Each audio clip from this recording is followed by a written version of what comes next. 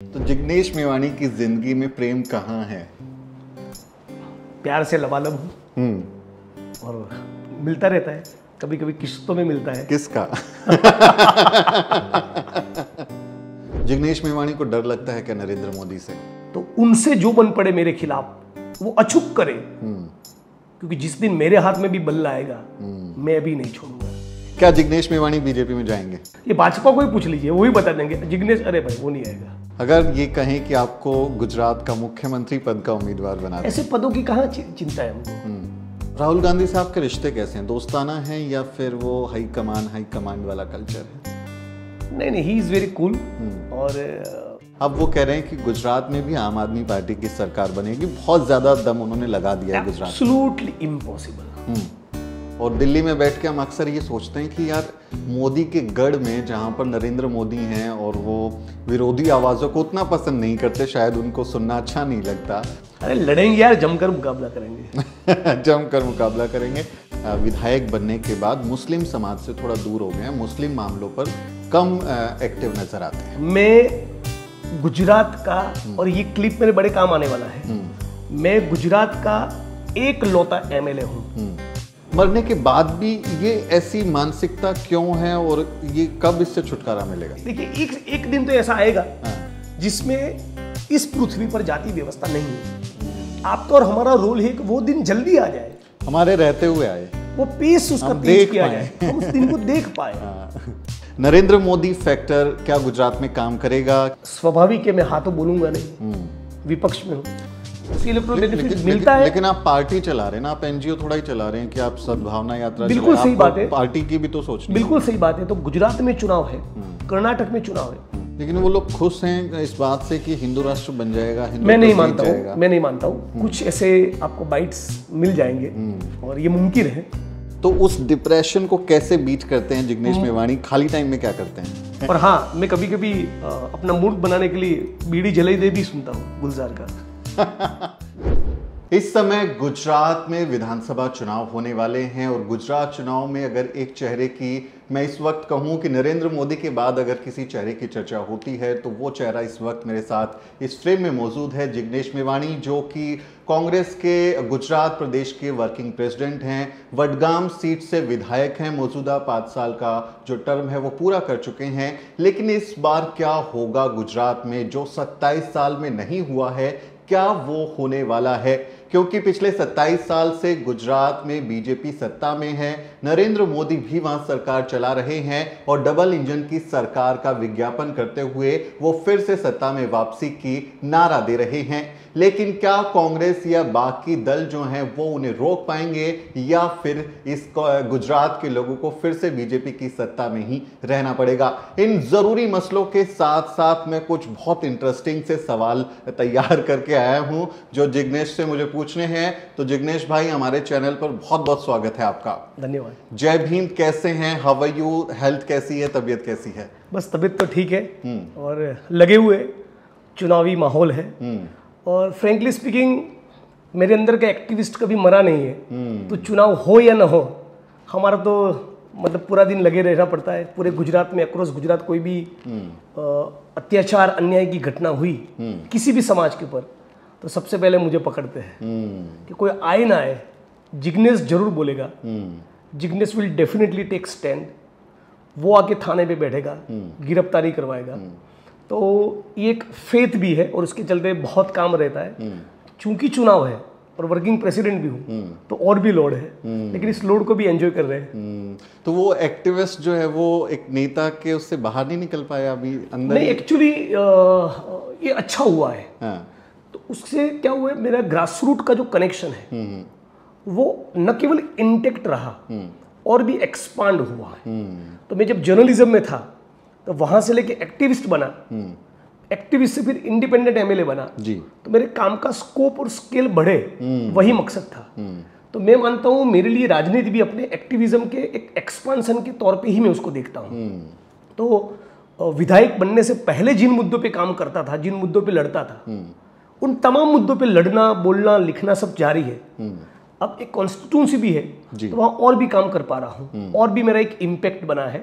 तो मैं अपने पॉलिटिक्स को, अपनी राजनीति को एक एक्टिविज्म को बड़े स्केल पे ले जाना, यही मानता हूँ। लेकिन जैसे हम एक्टिविज्म में देखते हैं जिग्नेश भाई कि हम उस समय आलोचना वाले मोड में होते हैं ना, वी क्रिटिसाइज सो मच, सरकार का कुछ भी काम है उसको हम क्रिटिसाइज कर देते हैं कि इन्होंने ऐसे नहीं किया।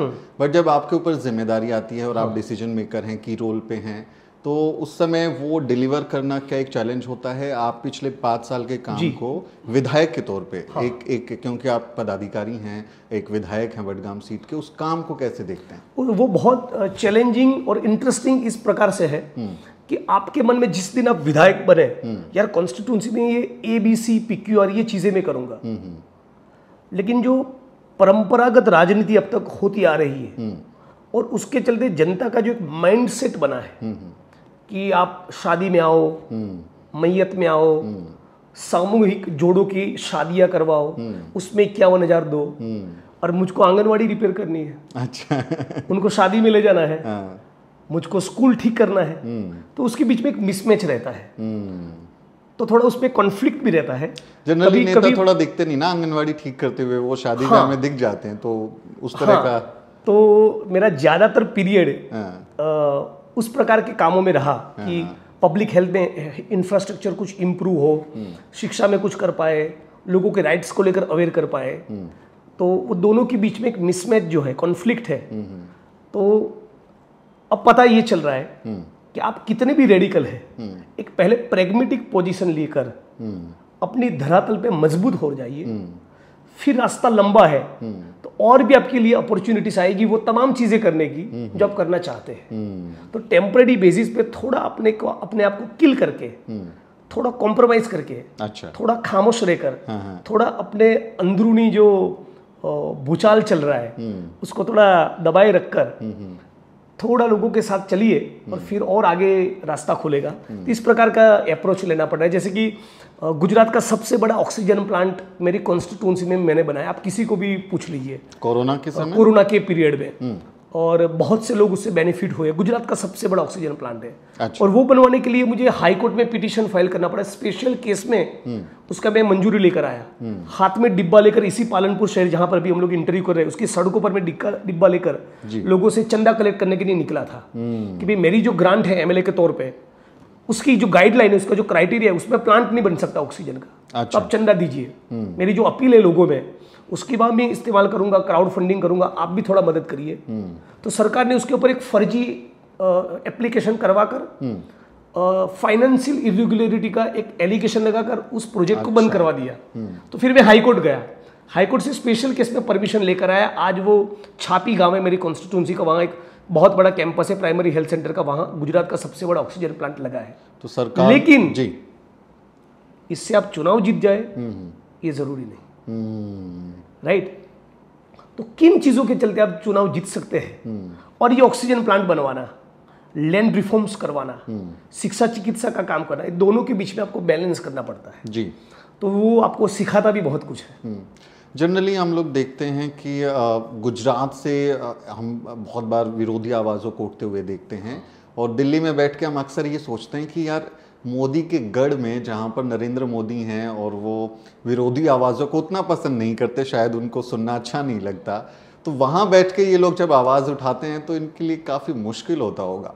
तो what is your personal experiences working in Gujarat against the policies of Narendra Modi and the? देखिए, आज जो राष्ट्रीय स्तर पर हम लोग देख रहे हैं, ED, CBI, इनकम टैक्स का गलत इस्तेमाल, वे छोटे स्तर पर पुलिस, गुजरात की पुलिस और विशेष तौर पे क्राइम ब्रांच के लोगों ने 2002-03 से लेके 8-9 तक जो किया जी, फर्जी एनकाउंटर से लेके पोटा के काले कानून के तहत बेगुनाह मुसलमानों को टारगेट करना, वो पूरा दमन चक्र का दौर जो आज राष्ट्रीय स्तर पे दिख रहा है, उसके एक सैंपल गुजरात में हम लोग देख लिए। तो आज पूरे मुल्क में जो हो रहा है वही गुजरात मॉडल है। तो हम लोग थोड़ा उससे लड़ते लड़ते आगे बढ़े हैं, तो थोड़ा बेटर प्रिपेयर्ड है, इतना ही क्लेम कर पाएंगे। वरना दिल्ली के या बम्बई के या तेलंगाना के या कर्नाटका के किसी साथी को, पत्रकार को, एक्टिविस्ट को जो झेलना पड़ रहा है जी, वो गुजरात के लोगों को भी झेलना पड़ रहा है। धवल पटेल नाम के एक पत्रकार को भी राष्ट्रद्रोही बुलाया गया जी। मेरे ऊपर भी मुकदमा दर्ज किया आसाम में, ट्वीट यहाँ बैठकर किया, आधी रात में आसाम ले गए थे, आधी रात में आसाम लेके गए। तो राष्ट्रद्रोही बोलना, एंटी नेशनल बोलना, फर्जी मुकदमे दर्ज करना, ड्राकोनियन लॉ, काले कानूनों के तहत लोगों को जेल में डालना, ये सब गुजरात में हम लोग देख चुके हैं। तो डेफिनेटली मुश्किल है। आप थोड़ा अरे कुछ नहीं लड़ लेंगे ये बोलना ठीक होता है, लेकिन आपका भी परिवार होता है, आपके भी रिश्तेदार होते हैं, आपके भी चाहने वाले लोग होते हैं। तो आप जब जेल में रहते हैं या आपके ऊपर जब मुकदमे होते हैं तो डेफिनेटली वो सारे लोग डिस्टर्ब होते हैं। अभी मुझे 2 केसों में कन्विक्ट कर दिया। 2016 का केस के आप दंगा भड़का रहे थे, आरोप लगा के सजा सुना दिया। हाँ, जबकि मामला ये था कि गुजरात यूनिवर्सिटी का जो कैंपस अहमदाबाद में है उसके लॉ भवन के साथ भारत के पहले कानून मंत्री डॉक्टर बाबा साहब अम्बेडकर का नाम जुड़े। इतना बेसिक डिमांड था, तो उसको लेकर हम लोगों ने रैली किया था जी। मतलब रैली का परमिशन नहीं था, ये तोड़ फोड़ करी, जबकि एब्सोल्युटली कुछ नहीं हुआ था। यदि कुछ तोड़ा है तो उसका पंचनामा हुआ होगा, वो मटेरियल एविडेंस कलेक्ट किया होगा, कुछ नहीं। मैं खुद लॉयर हूँ, तो बावजूद उसकी वहाँ उसमें 6 महीने की कैद हुई। जिस बनासकांठा जिले में हम लोग बैठे हैं, या बगल में धानेरा नाम का तहसील है, वहाँ एक लवारा गांव है। 49 ईयर्स पहले वहाँ दलित समुदाय के एक परिवार को जमीन का आवंटन हुआ था, 50 साल। और वहाँ पे दलित समुदाय का वो जो बेनिफिशियरी जिसको जमीन का आवंटन हुआ, वो 50 साल से पैर रख नहीं पा रहा था वो परिवार। अच्छा, कब्जा महसाना से हम लोगों ने कब्जा किसी का गैर कानूनी तौर पे एंटी सोशल एलिमेंट्स का कब्जा था। महसाना से धानेरा तक मैंने आज़ादी कूच किया, ऊना के ठीक 1 साल पर जी। हमारे संघर्ष के प्रतीक के तौर पे वहां नीला झंडा लहराया, जमीन का पोजीशन दिलवाया। आज वो परिवार वहां खेती कर रहा है, लेकिन उस मामले में मुझे 3 महीने की कैद हो गई। और ठीक 3 दिन पहले हम लोग अपील फाइल करने गए जी कि मुझे भाई इसमें निकालिए इस झमेले से। तो सरकार ने एफिडेविट किया कि 3 नहीं, इसको 6 महीने की कैद करो।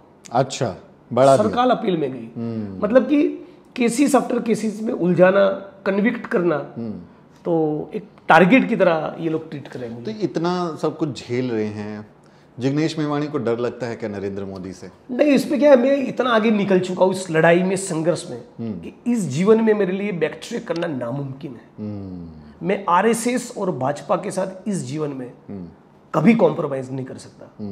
तो उनसे जो बन पड़े मेरे खिलाफ वो अचूक करे, क्योंकि जिस दिन मेरे हाथ में भी बल्ला आएगा मैं भी नहीं छोड़ूंगा। अच्छा, I am also very clear.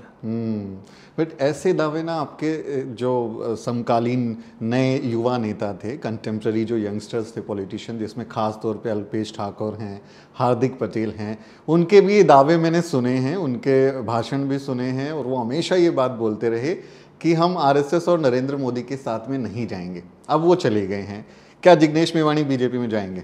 नामुमकिन, इम्पॉसिबल। आप ये काम करिए ना, ये हमसे मत पूछिए, ये भाजपा को ही पूछ लीजिए, वो ही बता देंगे जिग्नेश, अरे भाई वो नहीं आएगा। So they have clarity about मी।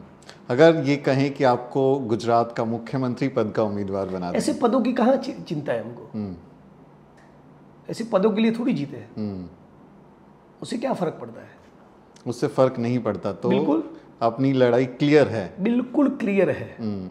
और अगर ये मतलब क्योंकि आरएसएस ये सवाल मनुवाद का पर्याय है, उनकी ओर सोचना भी नामुमकिन है मेरे लिए। तो एक वैचारिक टकराव है, बाकी लोग शायद कॉम्प्रोमाइज कर लें, बट विचार से कॉम्प्रोमाइज। मैं सार्वजनिक जीवन छोड़ सकता हूँ और कोई काम धंधा प्रोफेशन पसंद कर सकता हूँ, इनके साथ नहीं बैठ सकता। I am very clear. You are clear about. अच्छा, जैसे आप अभी जिक्र कर रहे थे भूमि सुधार आंदोलन का, और उसी आंदोलन के बाद हमें पता चला कि जिग्नेश मेवाणी गुजरात में एक व्यक्ति हैं जो ये वंचितों के लिए आवाज़ उठा रहे हैं। और मेरा पहला इंट्रोडक्शन आपसे तभी हुआ, मैं तभी से आपको जान भी पाया। उस आंदोलन के बाद कुछ लोगों को ज़मीनें मिली, लेकिन अभी भी बहुत सारे वंचित समाज के लोगों को ज़मीन मिलना बाकी है। आप राजनीति में आ गए, तो वो आंदोलन क्या छूट गया है, या उस आंदोलन को आप कहाँ तक 5 साल? वो आंदोलन हमारा चल रहा है, धौड़का, धंधुका, बोटाद, भावनगर, अमरेली, जूनागढ़, इस बनासकांठा जिले में वाव, थराद, डीसा, कच्छ जिले में रापर, इन सारे जगह पर जहाँ जहाँ भी लोग इस प्रकार के केसेस लेकर आते हैं, जहाँ भी मुझको जाना मुमकिन है, मैं या राष्ट्रीय दलित अधिकार मंच, हमारा एक छोटा सा प्लेटफॉर्म है, उसके साथ ही वहाँ जाकर जमीनें खाली करवाते हैं। आपके साथ मैं आनंद के साथ ये शेयर कर रहा हूँ कि कम से कम 300 करोड़ की जमीन भूमिहीन दलितों को और ओबीसी को मैंने दिलवाई है हमारे संगठन के माध्यम से। तो ये बड़ी बात आज भी ये लड़ाई जारी है। कच्छ जिले के रापर तहसील में 36 साल पहले जमीनों का आवंटन हुआ था जी। करीब 2000 एकड़ जमीन पे एंटी सोशल एलिमेंट्स का गैर कानूनी कब्जा था। उसमें से अब तक 740 एकड़ हमने खाली करवाई है और 40 के करीब उसमें मुकदमे दर्ज हुए। जब एट्रोसिटी एक्ट के तहत एफआईआर होती है तो कॉम्पेंसेशन मिलता है, वो कॉम्पेंसेशन भी अप टू 60 लाख गया है। अच्छा। तो जो 350-400 रुपये में किसी के खेत में मजदूरी करते थे, ऐसे कुछ लोगों को जमीन मिलने के बाद वहां आज वो खुद 3-4 लाख रुपए का एक साल का जीरा पैदा करते हैं। तो ये एक बड़ी बात तो ये लड़ाई तो कभी नहीं छूटेगी, कभी नहीं छूटेगी। और तो ये लड़ाई जितनी जमीनों में आज ये एंटी सोशल एलिमेंट्स है वो सारी जमीन वापस करवाएंगे, उसके बाद और नई जमीनों का आवंटन हो, वो भी एक टास्क है, वो भी करवाना है। जो जमीन दूसरों ने ले ली है वो वापस करवाने के साथ साथ लगातार सरकार के ऊपर भी प्रेशर बनाया जाए कि नई जमीनों का आवंटन भी हो, जो गुजरात में 2006-08 से रुका हुआ है। तो उसका भी काम चल रहा है, उसका भी काम चल रहा है। इसी सवाल को थोड़ा एक्सटेंड करके मैं पूछ रहा हूँ इसी में कि जिसका आप जिक्र कर रहे हैं कि जो एंटी सोशल एलिमेंट हैं, आसान भाषा में मेरे दर्शकों के लिए हम उनको जातिवादी या मनुवादी बोलते हैं। हम अपने चैनल पे क्या ये वो गुजरात की जो बैकग्राउंड है उसमें उन जातियों का दबदबा बहुत ज़्यादा है और उन्हें सत्ता का संरक्षण मिला हुआ है, और क्या दलित समाज इतना ज़्यादा वंचित है कि वो अपना अधिकार उनसे हासिल नहीं कर पा रहा? एक तो उनका दबदबा है, दबंगाई है, और पुलिस प्रशासन की उनके ऊपर शय है, प्रोटेक्शन है, और चूंकि दलित यहाँ केवल 7% है तो ये टास्क और भी डिफिकल्ट हो जाता है जी। किसी स्टेट में 20% दलित है तो आप उसके बेसिस पे एक बहुत बड़ी राजनीति खड़ी करके ये करवा सकते हैं, लेकिन केवल 7% दलित हो, इलेक्टोरली भी आपको जिंदा रहना है और ये रेडिकल लैंड रिफॉर्म्स भी करवाना है, और फिर भी इलेक्टोरल पॉलिटिक्स की आपकी स्पेस बनी रहे, तो ये बहुत अलग किस्म की संजीदगी ये मांग लेता है। तो उसके बीच में से हम लोगों को ये रास्ता निकालना पड़ रहा है, लेकिन डेफिनेटली बहुत ही मुश्किल टास्क है। और जो एग्जीक्यूटिव मजिस्ट्रेट है, सब डिविजनल मजिस्ट्रेट है, कलेक्टर है, एसपी है, इंक्लूडिंग शेड्यूल कास्ट के एसपीज है जी, इनमें से किसी को रुचि नहीं है। राइट। तो रापर जहां मैंने 750 एकड़ जमीन दिलवाई, वहां के मेंबर ऑफ पार्लियामेंट है भाजपा के, वो भी शेड्यूल कास्ट है। वहां बगल में एक कॉन्स्टिट्यूंसी शेड्यूल कास्ट के लिए रिजर्व्ड, तो वहां की विधायक है वो भी एससी से जी। और जिस पीरियड में जमीन दिलवाई वहां एसपी भी शेड्यूल कास्ट है। तीनों में से किसी को रुचि नहीं थी।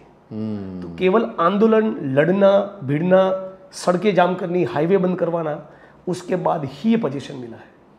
तो ये जो लोग जिनका आपने जिक्र किया, इनके पद आ गया, सत्ता आ गई, तो ये समाज से थोड़ा दूर हो गए, कुछ ज्यादा ही दूर हो गए। तो और जिग्नेश मेवाणी के पास भी तो पद है, सत्ता भी है, सब चीजें आ रही होंगी। आप समाज के करीब हैं या दूर हो गए थोड़ा थोड़ा? बिल्कुल, आप पूछ लीजिए। मैं घूमा हूँ वडगाम में, मेरे सवाल हैं मेरे पास। आप पूरे गुजरात में भी किसी को पूछ लीजिए। आप गुजरात में एक कच्छ जिला है या सौराष्ट्र है या सूरत, बड़ौदा, राजकोट, अहमदाबाद जैसे शहर है, साउथ गुजरात, मध्य गुजरात, दक्षिण गुजरात, कहीं जाकर 100 दलितों का सैंपल लीजिए, इंक्लूडिंग भाजपा के लोग, और ये है 13 विधायकों का लिस्ट, और इसमें जिग्नेश भी है। कोई अत्याचार, अन्याय की घटना हुई दलित पे, मुसलमान पे, ओबीसी पे, आदिवासी पे, महिला पे, कौन शिद्दत से लड़ेगा? ये भाजपा के एमएलए और जिग्नेश है। ऐसा भाजपा के दलित कार्यकर्ताओं का पूछिएगा। That's my challenge. मैं जाऊंगा तो मेरे समर्थकों को नहीं, अम्बेडकराइट्स को नहीं, उनको पूछिएगा। तो जब मैं आसाम की जेल में था तो भाजपा के कार्यकर्ता भी सड़क पे थे कि भाई ये गलत हो गया। अच्छा। ये अपना लड़ने वाला बंदा है, इसको इस प्रकार से टारगेट करेंगे तो नहीं चलेगा। खुलकर वो आ नहीं सकते, लेकिन उनका भी एक सिंपैथी था। मैं कल आपके वडगाम विधानसभा एरिया में घूम रहा था। कई गांव हैं, मैं 2 गांव में गया। वहाँ पर एक गोला नाम से गांव है और एक होडा नाम का गांव है। तो दोनों पर ही सवाल है मेरे पास में। गोला गांव में दिलावर खान नाम के एक शख्स मुझे मिले जो कि मुस्लिम बैकग्राउंड से आते हैं, और उनका कहना था कि जब आप चुनाव लड़ने वाले थे निर्दलीय, तो वो अपने गांव से लोगों को आपकी रैलियों में लेके जाते थे, और उन्होंने एक बार अपनी जेब से 5,000 रुपये खर्च किए थे आने जाने में, लोगों को ले जाने में, और उनको बहुत उम्मीदें थी आपसे कि जिग्नेश मेवाणी बहुत अच्छा काम करेंगे। लेकिन दिलावर खान का ये आरोप है कि जिग्नेश मेवाणी विधायक बनने के बाद मुस्लिम समाज से थोड़ा दूर हो गए हैं, मुस्लिम मामलों पर कम एक्टिव नज़र आते हैं। मैं गुजरात का, और ये क्लिप मेरे बड़े काम आने वाला है, मैं गुजरात का एक लौता एमएलए हूं जो 2002 के राइट्स के विक्टिम मुसलमान के लिए बोला हूं। पोटा के काले कानून के तहत अहमदाबाद क्राइम ब्रांच में नग्न करके गुप्तांगों में इलेक्ट्रिक के करंट दिए जा रहे थे जिन मुसलमानों को गुजरात की पुलिस के द्वारा, उन पीड़ितों के लिए बोला हूं। बतौर पत्रकार 2002 के दंगों के पीड़ित, पोटा के काले कानून के शिकार लोग, उनके लिए लिखा हूं। एनकाउंटर्स के जो शिकार हुए, सोहराबुद्दीन हो, इशरत जहां, सादिक जमाल, समीर खान पठान, तुलसीराम प्रजापति, इन तमाम फर्जी मुठभेड़ के शिकार लोगों के लिए बोला हूं। उमर खालिद के लिए बोला हूं। मॉब लिंचिंग की सारी वारदातों में बोला हूं। बुलडोजर गैर कानूनी तौर पे जो चलाए गए यूपी और दिल्ली में, उसमें बोला हूं। और आज गुजरात की बेटी बिल्किस बानो के जो बलात्कारियों को, हत्यारों को छोड़ दिया, उसके परिवार के हत्यारों को, उसके लिए भी बोला हूं। ऐसा ट्रैक रिकॉर्ड हो, ऐसा सारी पॉलिटिकल पार्टी में से कोई एक भी एमएलए बताइए। तो ये मुझे लगता है दिलावर को उनका जवाब मिला होगा। और इसी पर ही एक और सवाल है मेरा। 50,000 लोगों की अहमदाबाद के रिवर फ्रंट में राहुल जी मंच पर थे, उनके बीच में बोला हूं। और 6 प्लेटफॉर्म से बोला हूं बिल्किस बानो के लिए, क्योंकि बिल्किस मेरे लिए बिल्किस नहीं है, वो बॉबी भी है, बिल्किस भी है, बबीता भी है। वो दलित है, नॉन दलित है, हिंदू है, मुस्लिम है, मुझे कोई फर्क नहीं पड़ता। वो भारत की बेटी है, वो गुजरात की बेटी है। और बलात्कारियों को छोड़ देना, फिर लड्डू खिलाना, माला पहनाना, अबील गुलाल उड़ाना, उनका स्वागत सम्मान करना, और फिर ये कहना कि उनके संस्कार अच्छे थे इन बलात्कारियों की, इसलिए छोड़ दिया, ब्राह्मण थे इसलिए संस्कार अच्छे थे, राइट, ये कहना, ये गुजरात के संस्कार नहीं हो सकते। ये सरदार वल्लभ भाई पटेल के, रविशंकर महाराज के, इंदुलाल याग्निक के, गुजरात के ये संस्कार नहीं हो सकते। ये बाबा साहब अंबेडकर, रामास्वामी पेरियार, फूले और भगत सिंह का भारत ऐसा नहीं हो सकता।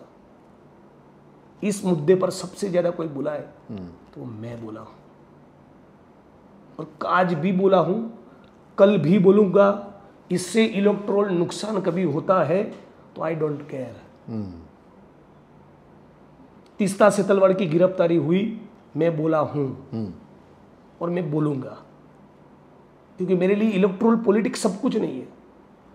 इन मुद्दों के लिए बोलता रहूं, और ये इस आवाज की गूंज मेरे एमपी एमएलए बनने से और भी बेहतर होती है, मैं इसलिए राजनीति में। ये तो बिल्कुल देखिए जिग्नेश भाई की, जब अन्याय है तो उसके खिलाफ बोलना पड़ेगा। बिल्किस के साथ जो हुआ उसको किसी बात पर कोई उसको सही नहीं ठहरा सकता, और जो वो अभी अपने आरोपियों को, दोषियों को सामने देखती होगी तो उसके दिल पर क्या गुजरती होगी, तो उसको कोई जायज़ ठहराता है तो वो मानसिक रोगी है। बहरहाल आगे बढ़ते हैं इस सवाल पर। मैं आपके विधानसभा एरिया में होडा नाम का एक गांव है, मैं वहां गया था और मैंने एक वहाँ रिपोर्ट किया, और कुछ दलित परिवारों से जो कि भंगी जाति से आते हैं उनसे मेरी मुलाकात हुई, और मैंने ये देखा कि उस गांव में हर जाति का अलग से शमशान घाट बना हुआ है। और जो ओबीसी जातियां उसका अलग है, ठाकुर जाति का अलग है, दलित जातियों का अलग है, वो एक दूसरे के शमशान घाट में अंतिम संस्कार नहीं कर सकते। दलित समाज ने काफ़ी संघर्ष किया, एक ज़मीन उनको मिली है जो ऑफिशियली अभी तक उनको ट्रांसफ़र नहीं हुई है। वहाँ कोई चारदीवारी नहीं है, कोई शेड नहीं बनाया हुआ है, हालांकि वो अपने शव को दफनाते हैं, जलाते नहीं हैं। लेकिन दूसरी जगह पर मैंने बेंच देखे जिस पे बैठने के लिए इंतज़ाम था, और उसमें आपके नाम का बोर्ड लगा हुआ था और बाबा साहब का भी नाम लिखा था कि संघर्ष करो, शिक्षित रहो, संगठित रहो, वो लगा हुआ था और आपके विधायकी फंड से बना हुआ है। तो बाकी जगह तो आपका विधायकी का फंड पहुंच रहा है, ये होडा गांव में दलित समाज के लोगों के पास आपके फंड का फायदा क्यों नहीं पहुंचा? हाँ, तो 144 गांव है मेरी कॉन्स्टिट्यूंसी में, 1.5 करोड़ की ग्रांट होती है, उसको आप डिवाइड करिए तो एक गांव के हिस्से में 1,06,000 आएगा। तो इस फंड से अब सारे तमाम गांव के, तमाम मोहल्ले के, तमाम समुदाय को एक ही टर्म में सेटिस्फाइड कर दो, ये नामुमकिन है। लेकिन मान के चले आप मेरी कॉन्स्टिट्यूंसी के एक्स नाम के गांव में गए, वहां फंड कम आया हो, लेकिन वहां पहले के सालों के मुकाबले ज्यादा लोगों को मनरेगा के तहत काम दिलवाया हो, ये पॉसिबल है। किसी गांव में मनरेगा का काम न हुआ हो, ग्रांट कम गया हो, लेकिन वहाँ हाउसिंग के प्लॉट मैंने ज़्यादा आवंटित किए हो, ये मुमकिन है। मेरे ग्रांट में से किसी गांव में काम न हुआ हो, लेकिन एटीवीटी की, आयोजन की, नाणा पंच की, दूसरी किस्म की ग्रांटें आती हैं, उससे काम हुआ हो।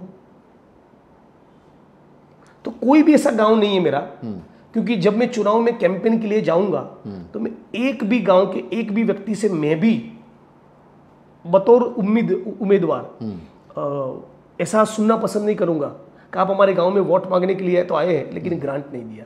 तो पूरा उसका लिस्ट लेकर जाऊंगा।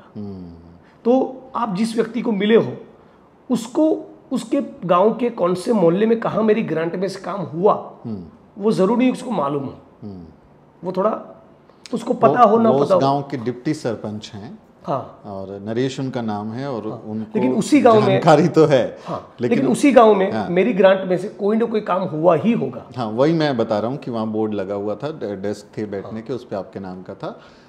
खैर वो भी मेरी ग्रांट से बना है, आपके ग्रांट से बना है। मैं वही तो जिक्र कर रहा हूँ कि वो उनके में बन गया, लेकिन इन वंचित लोगों पे नहीं पहुंचा। खैर, आप कह रहे हैं कि कुछ काम छूट गए हैं, तो वो आने वाले समय में मैं करूँगा। और उस पीरियड में भी और भी प्रोएक्टिवली कह रहा हूँ, सारे काम नहीं हो पाएंगे, कुछ छूट जाएंगे, क्योंकि ग्रांट की लिमिटेशन है। मेरे को 1.5 करोड़ की ग्रांट मिलती है, 144 गांव है, 15 करोड़ की ग्रांट मिलेगी तो अब तक जितना ग्रांट अलॉट किया है उससे 15 गुना कर पाऊंगा। सिंपल लॉजिक है।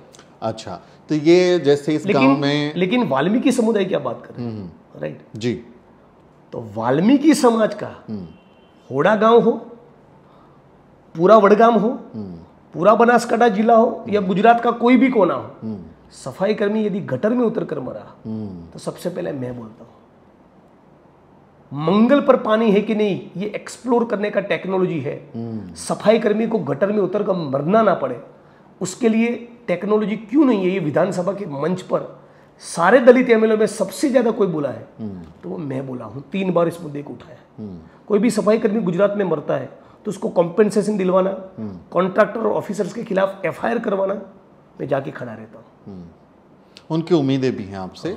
जिग्नेश भाई, ये जैसे मैं हुडा गांव की जिक्र कर रहा हूँ, ये जाति प्रधान जो समाज है, चलिए जिंदा रहते हैं तो आप एक भेदभाव कर रहे हैं कि इसके साथ मुझे बैठना नहीं, खाना नहीं, कुछ मरने के बाद भी है। मरने के बाद भी ये ऐसी मानसिकता क्यों है और ये कब इससे छुटकारा मिलेगा? तो जैसे कि बतौर भारत, बतौर समाज, बतौर राष्ट्र हमको इस बात का शर्मिंदगी ही नहीं हो रहा है। इस मुल्क को होना चाहिए उतना कि यार 2021 के 2022 के गुजरात में, 2022 के भारत में आज भी छुआछूत जिंदा है, आज भी मैनुअल स्कैवेंजिंग जिंदा है। कोई आदिवासी है या मुस्लिम है या दलित है, केवल उसी कारण उसका मॉब लिंचिंग हो जाए, बलात्कार हो जाए, हत्या हो जाए, सोशल बॉयकॉट हो, जमीन उसकी हड़प लो, हत्याएं करो, गाली गलौज करो, कास्टिस्ट रिमार्क्स करो। ये क्या हो रहा है मेरे मुल्क में? This is not done. ये महसूस ही नहीं हो रहा है, राइट? जैसे बतौर पुरुष मुझे कांस्टेंट इस बात का गिल्ट है कि पैट्रियार्कल सोसाइटी होने के चलते जी लार्ज स्केल पे इस मुल्क में जेंडर इनइक्वालिटीज है, राइट जी। तो एक भारत नाम के अपने इस राष्ट्र के तौर पे हम लोगों को जो शर्मिंदगी महसूस होनी चाहिए, एक तो वो नहीं है। दूसरा, एनाइलेशन ऑफ कास्ट, ये इस मुल्क का अनफॉर्चुनेटली एजेंडा नहीं बन पाया। इवन दलित मूवमेंट में दलित एम्पावरमेंट, उसके ऊपर डेफिनेटली बहुत काम हुआ है, लेकिन सचमुच जाति निर्मूलन का एक ब्लूप्रिंट बने, कहीं ना कहीं हम लोग उसके ऊपर थोड़ा फेल है। तो एक गांव, एक कुआं, एक स्मशान, ऐसी नीति बननी चाहिए। मान के चलिए मेरी कॉन्स्टिट्यूंसी में बहुत से लोग हैं, ओबीसी, आदिवासी, दलित जी, उनमें से जितने लोगों के सर के ऊपर शेल्टर नहीं है, मकान नहीं है, यदि मैं कल को सत्ता पे आऊं, यदि कल को कांग्रेस पार्टी की सरकार बने तो मैं चाहूंगा ऐसी नीति बने जिसके लिए मैं विद इन पार्टी पुश करूंगा दम लगाकर कि तहसील लेवल पे कुछ ऐसी जमीनों का आवंटन हो जहां ये सारे समुदाय के लोग एक साथ रहें, एक साथ खेती करें, एक साथ उनके बच्चे लाइब्रेरी में पढ़े जी, एक साथ स्विमिंग पूल में जंप लगाए, एक साथ सिनेमा देखने जाए, एक साथ डांडिया खेले। और फिर इस प्रकार से जब एक माहौल बनेगा जी, तो कास्ट सिस्टम डिस्ट्रॉय ना हो जाए, लेकिन उसको खत्म करने की दिशा में डेफिनेटली एक ठोस कदम होगा। बिल्कुल, उसकी जरूरत भी है, क्योंकि हम उसकी बहुत जरूरत जाति निर्मूलन की बात करते हैं तो जाति वरना तब तक हम इंसान ही नहीं बन पाते। इंसान ही नहीं बन हम पटेल है, चौधरी है, रबारी है, आदिवासी है, दलित है, भारतीय नहीं है, भारतीय नहीं है, इंसान नहीं है। तो इंडियन सिटीजन बनना जी, उसके रास्ते में सबसे बड़ा रोड़ा है जाति। और जब तक ये महसूस नहीं होगा तो उसके खिलाफ हाँ, एक व्यापक आंदोलन ही नहीं होगा। जैसे कि अभी जो पीड़ित है वही लड़ाई लड़ रहा है। लास्ट वीक अभी 6-7-8 दिन की पहले की बात है, 50-55 हज़ार लोगों का एक बहुत बड़ा मास मोबिलाइजेशन दलित कम्युनिटी का गांधीनगर में हुआ। तो उस मंच पर से मैंने कहा जी कि दलित कम्युनिटी की गुजरात में बुनकर और चमार, ये जो 2 सब कास्ट है, सारे विधायक उसी से आते हैं। जो वाल्मीकि है, श्रीमाणी है, रावत है, उनको कोई नहीं पूछता। तो ये हमको सेल्फ इंट्रोस्पेक्शन करना है। True. ये हमारे अंदर का मनोवाद है कि हमारे ही अपने लोग कहाँ छूट गए उनको आगे लाया जाए। तो वाल्मीकि कम्युनिटी के साथ बाकी दलितों की जातियों का जो व्यवहार है वो भी उतना ही गलत है। उनके बीच में भी इंटर सबकास्ट मैरिजेस नहीं होते, वो भी सारे लोग एक साथ बस ऐसी कॉलोनीज हम लोग भी नहीं बना रहे हैं। तो ये अपना भी फेलियर है।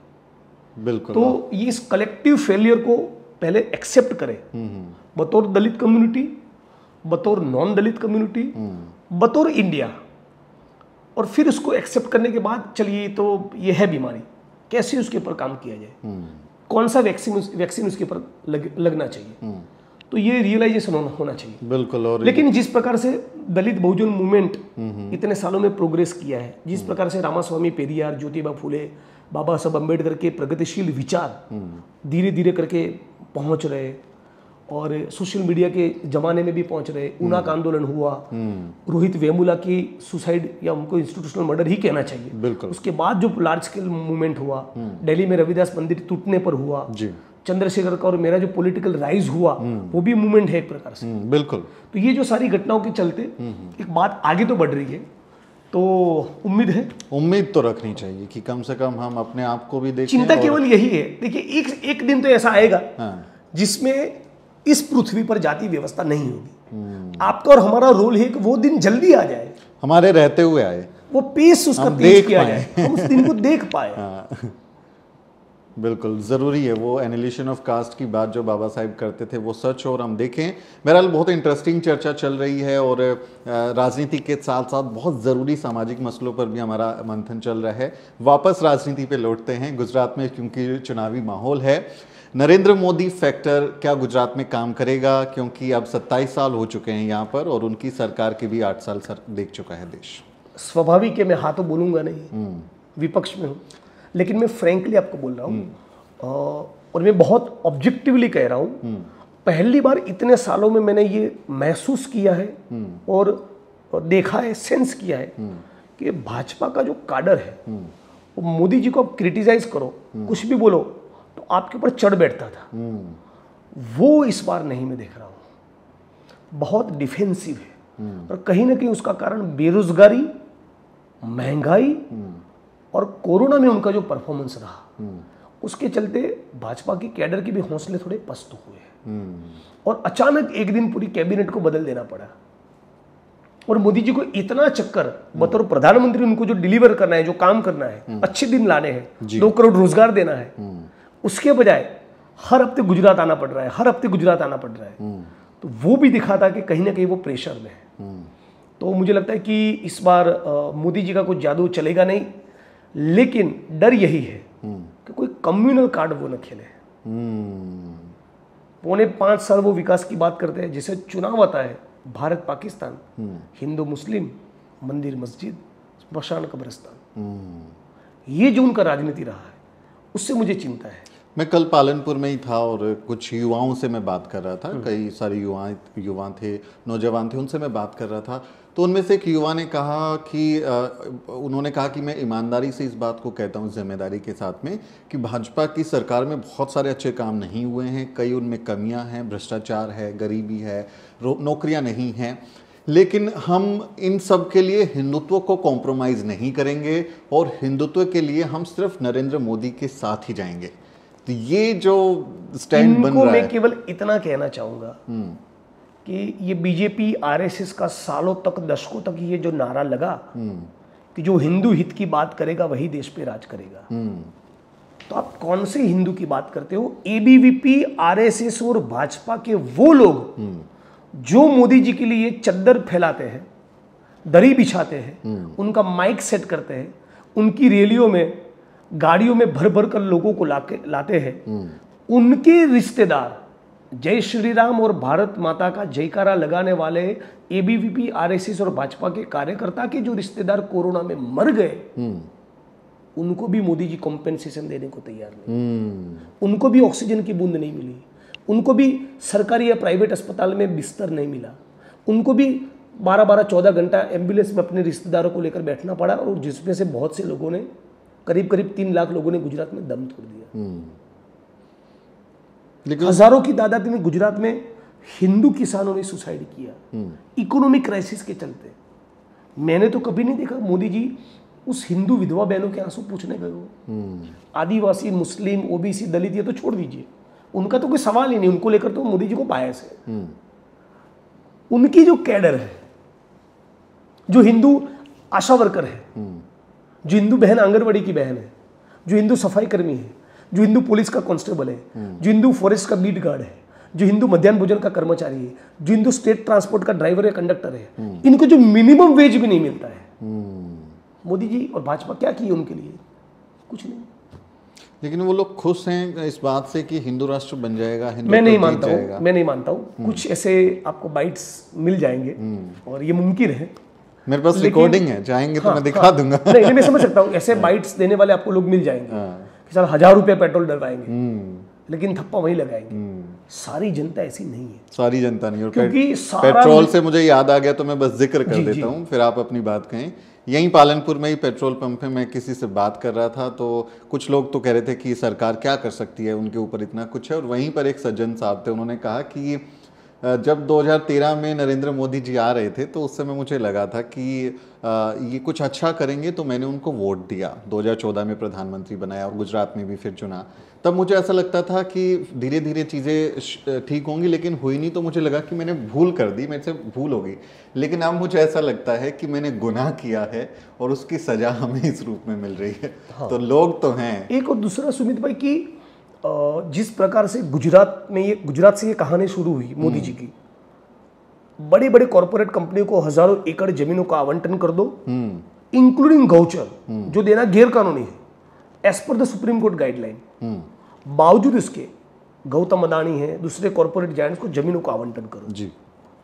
मजदूरों को निचोड़ने की छूट दो, कोई लेबर लॉ कानून लागू नहीं होगा, मिनिमम वेज न दो, मजदूरों को चलेगा, और जमीनों के नीचे के जो भी मिनरल्स है वो निकालो। उसके चलते पूरा corporate lobby, industrial groups Modi ji से बहुत खुश था। उन्होंने ही मिलकर कलेक्टिवली मोदी जी को प्रधानमंत्री बनाया है, राइट। और उन्हीं का पैसा मेन स्ट्रीम के अखबारों और न्यूज चैनल में लगा है। वही उनका पूरा दिन भोंपू बजाते रहते हैं, उनकी आरती उतारते रहते हैं। बावजूद इन सब प्रोपेगेंडा के 100 में से 38 वोट ही उनके पास है। अच्छा, फिर ये सब होने के बाद बाकी का जो वोट है वो डिवाइडेड रहता है। अच्छा। ये हम लोगों की बतौर विपक्ष फेल्योर है। विपक्ष पर भी मेरे पास कुछ ज़रूरी सवाल है, मैं उन पर आऊँगा। लेकिन ये समस्याएं अगर गुजरात में हैं, और आप बता रहे हैं कि लंबे समय से गुजरात की जनता इससे पीड़ित है, तो हर बार बीजेपी जीत कैसे जाती है? कम्युनल डिवाइड सबसे ज़्यादा गुजरात में 2002 में हुआ, हम पूरा देश जानता है। तो अभी मैं समझता हूँ जनता उससे थोड़े रिकवर हो रही है। और पिछली बार बहुत क्लोज हो गए थे हम, 47% के करीब भाजपा को वोट मिले, 41% कांग्रेस को वोट मिले। इस बार और भी बेहतर करने की हमारी उम्मीद है, क्योंकि पिछली बार के मुकाबले इस बार बेरोजगारी और महंगाई और बढ़ी है। और पिछली बार हम लोगों का क्या मूवमेंट बहुत स्ट्रांग था, लेकिन ऑर्गेनाइजेशनली कांग्रेस पार्टी इस बार पिछली बार के मुकाबले हर एक गांव में जनमित्र बनाना, बूथ पे कमेटियों का गठन करना, हर एक जिले में है, हर एक तहसील में hoardings, banner, wall painting, door to door का कैंपेन, बूथ मैनेजमेंट, ये काम पिछली बार के 2017 के मुकाबले इस बार बेहतर हुआ है। इसलिए हमारी उम्मीद ज़्यादा है। और भाजपा को जिस प्रकार से पूरा कैबिनेट बदलना पड़ा, हर हफ्ते मोदी जी को जो आना पड़ रहा है, उससे एक साइकोलॉजिकली वो लोग डिस्टर्ब है, वो भी जनता सेंस कर पा रही है। तो जनता थोड़ा इस बार बहुत ज़्यादा त्रस्त हो चुकी है। उनको कहते हैं ना हिंदी में कि गले तक आ चुका है। तो मैं बहुत होपफुल इस बार। लेकिन हम जैसे आप जिक्र कर रहे हैं कि नरेंद्र मोदी बार बार आ रहे हैं, अमित शाह आ रहे हैं, उनकी काफ़ी, अब जब चुनाव होगा तो सारी कैबिनेट यहीं पे मिलेगी, हमको विधायक भी मिलेंगे, मुख्यमंत्री दूसरे राज्यों के भी मिलेंगे, लेकिन इतनी आक्रामकता के साथ में हमें कांग्रेस प्रचार करते हुए नजर नहीं आ रही। मैं आपको बताता हूँ ऐसा क्यों है?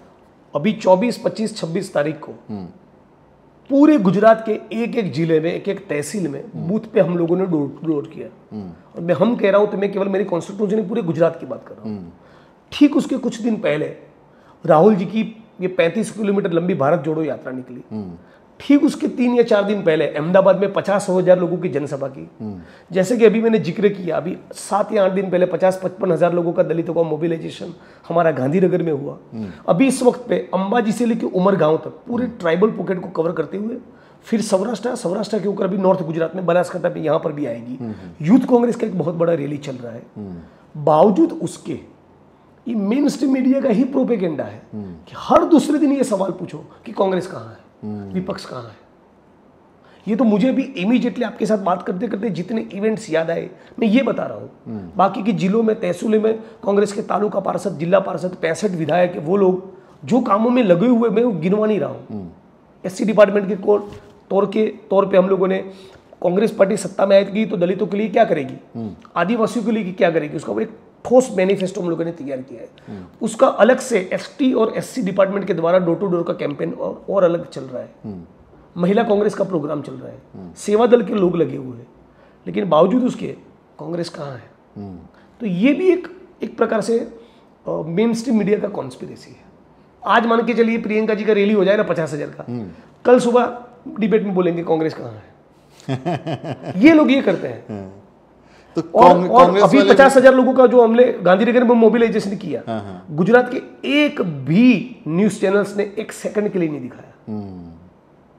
ये अलग बात है कि हमारा फेसबुक काम कर लेता है, लेकिन ये भी आप अप्रोच देखिए। तो यहां दूसरे लोग तो मोदी 5,000 का रैली करेंगे तो दिखाएंगे। मोदी के साथ साथ मीडिया से भी चुनाव लड़ना है आपको? मतलब ऐसा तो नहीं कहूंगा, लेकिन मेन स्ट्रीम मीडिया के कुछ लोग, ऐसे ही गोदी मीडिया शब्द तो नहीं आया, ये कोई मेरे दिमाग की उपज तो है नहीं। सचमुच मेन स्ट्रीम मीडिया का एक तबका आज बहुत बड़े स्केल पे कॉम्प्रोमाइज हो चुका है, वो साफ दिखता है। वरना भाजपा के सारे लोगों को पूछते ना कि बिल्किस के बलात्कारियों को क्यों छोड़ दिया, ये तो नहीं पूछ रहे। डिबेट्स आफ्टर डिबेट होते ना कि नीरव मोदी, विजय माल्या, मेहुल चोकसी, संदेश रा, इनको तो कभी सजा नहीं हुई। दलितों को अधिकार दिलवाने पर जिग्नेश को 6 महीने की कैद। रखिए ना इस पे डिबेट, वो नहीं करेंगे। आप फंड नहीं देते होंगे ना उनको, विज्ञापन वगैरह नहीं देते होंगे। फंड कहाँ से दे पाएंगे। कांग्रेस पे गुजरात की जनता भरोसा करेगी तो क्या बहुमत मिलेगा? बिल्कुल मिलेगा, डेफिनेटली मिलेगा। आज भी गुजरात में मैं बताता हूँ, कोई कुछ भी कहे, गुजरात में आज जितने भी पुलिस स्टेशन है, executive magistrate, sub divisional magistrate की जितने भी ऑफिस है, इलेक्ट्रिसिटी डिपार्टमेंट की जितने कार्यालय है, सारे के सारे 90% कांग्रेस के बनाए हुए। IIT, IIM, सेप्ट, इसरो, PRL, ये सारे इंस्टीट्यूट कांग्रेस ने बनाए। ये सब कुछ कांग्रेस का क्रिएशन है। यहां गुजरात में भाजपा ने क्या किया बताइए? जितने यूनिवर्सिटीज कांग्रेस ने बनाए, जितने आयुर्वेदिक कॉलेजेस बनाए, जितने पॉलिटेक्निक्स बनाया और फिर जीत नहीं पाए ना उनके दम पे। हाँ, तो ये क्यों हुआ? क्योंकि कम्युनल डिवाइड किया, समाज को हिंदू मुसलमान में विभाजित कर। वो अभी भी है आपके यहाँ, गरबा में ढूंढ रहे हैं, लव जिहाद ढूंढ रहे हैं, मुसलमानों को टारगेट कर रहे हैं। वो हो जाएगा तो लड़ोगे कैसे? आप लोगों की रणनीति भी तो होनी चाहिए ना, कि अगर ऐसा होगा तो उसके 2 ही तरीके मेरे हिसाब से हो सकते हैं। एक, वो लोग अपना कम्युनल कार्ड खेलेंगे, हम लोग ये बताएंगे ये रविदास का मुल्क है, ये कबीर का मुल्क है, ये गौतम बुद्ध का मुल्क है, ये तुकाराम का, ज्ञानदेव का, नामदेव का, नानक का मुल्क है, सूफी संतों का मुल्क है। वो बात करेंगे गोलवलकर की, सावरकर की, हम बात करेंगे अंबेडकर की, फुले की, भगत सिंह की, गौतम बुद्ध की। ये एक। और दूसरा, हो सके उतना जनसंपर्क करके हम जिन मुद्दों पे खड़े हैं, जैसे राजस्थान में कांग्रेस ने पुरानी पेंशन योजना लागू की, तब हम गुजरात में कह रहे कि हम भी लागू करेंगे। राजस्थान में आज 10 लाख तक का मेडिकल का बीमा है, तो गुजरात में राहुल जी ने ऑफर किया कि गुजरात में भी 10 लाख तक का मेडिकल बीमा मिलेगा। राजस्थान में SC/ST सप्लान एक्ट पारित हुआ है, तो गुजरात में हम लोग कह रहे हैं कि SC/ST सप्लान एक्ट पारित होगा। ये जो पॉजिटिव एजेंडा है, 3000 के करीब इंग्लिश मीडियम के स्कूल्स खड़े करेंगे। आज गुजरात में कांग्रेस, मैं आपके माध्यम से बताना चाहूंगा, विपक्ष में है, बावजूद उसके कांग्रेस की बनाई हुई मनरेगा योजना के चलते कम से कम 20 लाख लोग रोजगार पा रहे हैं। कोई कुछ भी कहे, कांग्रेस की राइट टू फूड की पॉलिसी के तहत आज भी गुजरात में 2-5 हजार नहीं, लाखों लोगों को राशन मिल रहा है। आज भी गुजरात के लाखों बच्चे मध्याह्न भोजन में वो खाना खा पा रहे हैं, मध्याह्न भोजन मिड डे मील की स्कीम के तहत। तो ये अब तक का काम, और 22 में सत्ता में आने के बाद क्या करेंगे, how to create a new Gujarati society, उसके लिए हमारा जो एक पॉजिटिव प्रोएक्टिव ब्लूप्रिंट है, उसको जन जन तक ले जाना। अगर इसको मैं थोड़ा कांग्रेस की तरफ ले जाऊं, स्ट्रक्चरली देखूं मैं कांग्रेस को, तो हम पिछले काफ़ी समय से देख रहे हैं कि Congress with in the party एक स्ट्रगल मोड में है। वो अपने अध्यक्ष को लेके भी हो या डिसीजंस को लेके हो। जैसे हमने पंजाब में देखा कि उन्होंने चरणजीत सिंह चन्नी को मुख्यमंत्री बनाया, तो बहुत सारे वहीं के लोगों ने उसका विरोध किया और इंटरनल एक क्लैशेस देखता है। कांग्रेस क्या अपने आप में अंदर लीडरशिप क्राइसिस से गुजर रही है, और उसका क्या विकल्प कोई नॉन गांधी परिवार का बन? देखिए, ये कहना कि कांग्रेस में कोई स्ट्रक्चरल इश्यू नहीं दिख रहा है, कोई क्राइसिस नहीं है, ये तो झूठ होगा। वो है ही, लेकिन बावजूद उसके G23 नाम का ग्रुप कांग्रेस में एग्जिस्ट कर पा रहा है। कांग्रेस के शीर्ष नेतृत्व को पब्लिकली हाथ में माइक लेकर मेन स्ट्रीम मीडिया की न्यूज चैनल्स में डिबेट जाकर क्रिटिसाइज कर पा रहा है। ये डेमोक्रेटिक स्पेस भी है उसमें, ये भी एक चीज है। राजस्थान की ये जो कॉन्फ्लिक्ट चल रही है, तो साथ साथ भारत जोड़ो यात्रा भी चल रही है, ये भी है। भारत जोड़ो यात्रा गुजरात नहीं आएगी, अगर आती तो कुछ असर पड़ता? नहीं, देखिए, 22 के चुनाव को लेकर या 24 के चुनाव को लेकर राहुल जी ने ये कंसेप्चुलाइज नहीं किया है। सारे सिविल राइट ग्रुप्स के साथ बैठकर इस मुल्क में जो हिंसा हो रही है, जो मॉब लिंचिंग हो रहे हैं, जो नफरत की राजनीति RSS ने अनलिश की है, उसके खिलाफ कई यात्रा है। इलेक्टोरल बेनिफिट के लिए नहीं है, उसे इलेक्टोरल बेनिफिट मिलता है। लेकिन आप पार्टी चला रहे हैं ना, आप NGO थोड़ा ही चला रहे हैं कि आप सद्भावना यात्रा। बिल्कुल सही बात है, पार्टी की भी तो सोचनी। बिल्कुल सही बात है। तो गुजरात में चुनाव है, कर्नाटक में चुनाव है, तो पूरा गुजरात कांग्रेस, पूरा कर्नाटक का कांग्रेस वो लगा हुआ है इस काम में। लेकिन वहां से जो आवाज, उसकी जो खुशबू गुजरात में भी फैल रही है। यहाँ के दलित को, आदिवासी को, OBC को, माइनॉरिटी को, महिला को, जो सेक्युलर है, जो प्रोग्रेसिव, उसको भी अच्छा महसूस हो रहा है। अच्छी यात्रा लेकर निकले हैं, अच्छी बात कर रहे हैं, तो उसका भी बेनिफिट मिलेगा। और बीच बीच में उनके पास भी जब वक्त रहेगा वो गुजरात आएंगे। अच्छा, गुजरात में तो खैर आना भी चाहिए जब ज़रूरत है उनकी। तो राहुल गांधी साहब के रिश्ते कैसे हैं? दोस्ताना हैं या फिर वो हाई कमांड वाला कल्चर है? नहीं, ही इज़ वेरी कूल, और खुलकर उनके साथ बात हो सकती है। असहमत आप हो सकते हैं, we can agree to disagree with him, और वो आपको वो फ्रीडम देंगे, स्पेस देंगे। और दलित इश्यूज़ पर मैंने पर्टिकुलरली देखा है कि सेंसिटिव है, और या ओके, तो you have a good relationship with Rahul Gandhi, that's fine. Okay, move on. हमने कांग्रेस पे बात कर लिया, बीजेपी पे बात कर लिया, अब एक तीसरे व्यक्ति की भी बात हो रही है। अरविंद केजरीवाल दिल्ली के मुख्यमंत्री हैं। पंजाब में एक चमत्कार जैसा कुछ हुआ, भगवंत मान को मुख्यमंत्री बनाया। अब वो कह रहे हैं कि गुजरात में भी आम आदमी पार्टी की सरकार बनेगी। बहुत ज़्यादा दम उन्होंने लगा दिया है गुजरात। Absolutely impossible. 500 आंगनवाड़ी की बहनों को एक ऑडिटोरियम में बिठाओ, जी बताइए बहन आपका क्या मुद्दा था, 4 एंगल से कैमरा उसको शूट कर रहा है, बढ़िया, और फिर उसको सुनकर अरविंद जी कुछ ऑफर करेंगे, और उसका वीडियो सारे सोशल मीडिया में घुमाया जाए, न्यूज़ चैनल पे उसमें डिबेट करवाई जाए, और उसके बेसिस पे आप कह दे कि हमारी सरकार बनेगी। जमीनी हकीकत अलग है, ग्राउंड पे ग्रासरूट पे उनका उतना कोई काम नहीं, ऑर्गेनाइजेशनल बेस नहीं।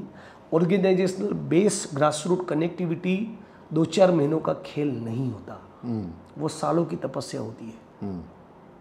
लेकिन मैं भी घूम रहा हूँ आप, और ये जो शिक्षा की क्रांति की बात कर रहे हैं। हाँ। मैं बहुत फेयर आर्ग्यूमेंट करना चाहता हूँ। दिल्ली में कितने यूनिवर्सिटी खड़े की है? एक भी नहीं। उन्होंने वादा किया था। कॉलेजेस कितने बनवाए? एक भी नहीं। स्कूल कितने खड़े किए? 12-15। जबकि उसकी पहले की टर्म में, उसके सारे सालों की भी बात नहीं करना हो, केवल उसके पहले की टर्म में शीला दीक्षित ने 130 स्कूल बनाए हैं, 120 शायद। प्रियंका गांधी ने एक बार लिस्ट जारी की थी। परफॉर्मेंस के बेसिस पर भी वो मैच नहीं कर सकते। आप 10 आंगनवाड़ी बनाकर, मैंने एमएस यूनिवर्सिटी बड़ौदा बनाया है, मुझे चैलेंज करोगे? लेकिन इन सब के दम पे पंजाब में सरकार बना ली ना। पंजाब में उनको पुराना काम था, और भी उसमें कुछ फैक्टर्स रहे होंगे। ये गुजरात है, ये गुजरात यहाँ अलग है। उनका इतना ग्राउंड पे अभी कोई बेस नहीं है। तो जलेबी फाफड़ा खाने वाले जो लोग हैं वो क्या आफ्टर टेस्ट में क्या बताएंगे वो बाद में पता चलेगा। बट मैं भी थोड़ा घूम रहा हूँ यहाँ गुजरात में, आपके धानेरा सीट पे भी गया, डीसा पे भी गया। चर्चा तो है केजरीवाल की, आप उन्हें इग्नोर नहीं कर पाएंगे। हाँ, कुछ जगह पे हो सकती है, लेकिन ज़्यादा कोई उनका बेस नहीं है। ऐसा तो नहीं होगा कि डिवाइड हो जाएंगी चीज़ें और फिर हंग असेंबली बन जाएगा? नहीं, ऐसा मुझे नहीं लग रहा है। ऐसा नहीं लग रहा है। अच्छा। अभी कांग्रेस और भी पिकअप करेगी ना, अभी तो गर्मी शुरू होगी और गर्मी शुरू होगी, तो आप होपफुल हैं? ठंड के दिनों में पॉलिटिकल गर्मी शुरू होगी। और दिल्ली वाले की जो सर्दी होती है वो तो फिर आज ऐसी वहाँ से निकल के आएंगे। नरेंद्र मोदी भी आएंगे अपनी उससे, और फिर केजरीवाल भी वहीं से आ रहे हैं, और फिर यहाँ पर बैठ के वो राजनीति करेंगे, तो कांग्रेस के लिए डेफिनेटली वो चैलेंज हो जाएगा। अरे लड़ेंगे यार, जमकर मुकाबला करेंगे। जमकर मुकाबला करेंगे। तो मुझे लगता है जिग्नेश भाई ने बहुत बेबाकी से सवालों के जवाब दिए। मेरा आखिरी सवाल है आप लोगों से कि खासकर आपकी जो यहाँ गुजरात की जनता है वो आपको वोट क्यों दे, उसकी वजह बताइए। कांग्रेस पार्टी वो पार्टी है जिसने स्वतंत्रता के आंदोलन की नींव रखी, इस मुल्क को आज़ाद करवाया। डॉक्टर भीमराव बाबा साहब अम्बेडकर जैसे स्कॉलर विद्वान के हाथों से आधुनिक संविधान लिखवाया, आधुनिक संविधान दिया, पंचवर्षीय योजनाएं दी, लैंड रिफॉर्म्स किए। इस मुल्क में आज जितने भी यूनिवर्सिटीज़ है, जितने भी कॉलेजेस है, जितने भी स्कूल है, जितनी भी आंगनवाड़ी, उसमें से 90% कांग्रेस ने क्रिएट किए। और 2022 में सत्ता में आने के बाद हम लोग क्या करेंगे, उसका एक पॉजिटिव ब्लूप्रिंट हमारे पास है। जो राहुल जी ने कहा 3000 इंग्लिश मीडियम की स्कूल्स बनेगी, जिन्होंने कोरोना में अपने परिवार के सदस्यों को खोया, 4 लाख तक का उनको कॉम्पेंसेशन मिलेगा, 10 लाख तक का रोजगार मिलेगा, जिसमें से 5 लाख बहनों को मिलेगा। दलित, आदिवासी, ओबीसी, माइनॉरिटीज़ को खेती की ज़मीन, स्मशान भूमि नीम करना, घर का प्लॉट, आवास योजना का बेनिफिट, 10 लाख तक का बीमा फ्री। तो ये जो पॉजिटिव ब्लूप्रिंट है हमारा कांग्रेस पार्टी का, ये लेकर हम लोग जनता के बीच में जाएंगे तो डेफिनेटली जनता पसंद करेगी। जनता पसंद करेगी और वोट डालेगी, ये तब पता चलेगा जब नतीजे आएंगे। बहरहाल हम अंतिम पड़ाव पे हैं इस चर्चा के। बहुत मज़ेदार रही और बहुत कुछ जानने को भी मिला। मुझे लगता है कि मेरे दर्शकों को भी अपनी एक राय बनाने में आसानी हुई होगी। कुछ पर्सनल सवाल ले लेता हूँ जिग्नेश भाई। इस उम्र में हमें बहुत बार प्रेम की ज़रूरत होती है, क्योंकि संघर्ष भी है साथ साथ में। तो जिग्नेश मेवाणी की ज़िंदगी में प्रेम कहाँ है? प्यार से लबालब हूँ और मिलता रहता है, कभी कभी किस्तों में मिलता है। किसका? सारे पन्ने अभी आज नहीं खोलूंगा। अच्छा, नहीं बताएंगे। अच्छा, चलिए एक और मैं आखिरी सवाल। जनता का भी मिलता है। जनता को तो वोट के रूप में प्यार मिलेगा। नहीं, वोट नहीं, वोट के अलावा भी। हाँ। वोट सब कुछ नहीं होता ना। लेकिन आप मेरे साथ इसी बनासकांठा के जहाँ धानेरा जाके आए, जहाँ डीसा जाके आए, किसी भी जगह पे चलिए, वहाँ आप देखिए, युवा है, वर्किंग क्लास के लोग हैं, आशा वर्कर, आंगनवाड़ी की बहनें हैं, स्वाभाविक रूप से दलित समुदाय के साथी है, युवा है। They really love me. ये बहुत डिप्लोमेटिक पॉलिटिकल आंसर है। अच्छा जिग्नेश भाई, मैं कभी कभी खुद से भी ये सवाल करता हूँ, जो हमारा काम है, खासकर अगर हम अपनी कम्युनिटी से जुड़े हुए मसलों को देखें तो बहुत डिप्रेसिंग न्यूज़ आती हैं, बहुत ब्रूटल न्यूज़ आती है, और उसको लेके हम बहुत बार परेशान भी होते हैं। और चूँकि आप पॉलिटिकल एक पर्सनैलिटी हैं, एक बड़ी जिम्मेदारी है, तो बहुत भाग दौड़, ऐसी खबरें, तमाम चीज़ें आती होंगी। कभी कभी थोड़ा डिप्रेशन भी फील होता होगा ना, कि दबाव में हम हैं, नींद नहीं आ रही है, तो उस डिप्रेशन को कैसे बीट करते हैं जिग्नेश मेवाणी? खाली टाइम में क्या करते हैं?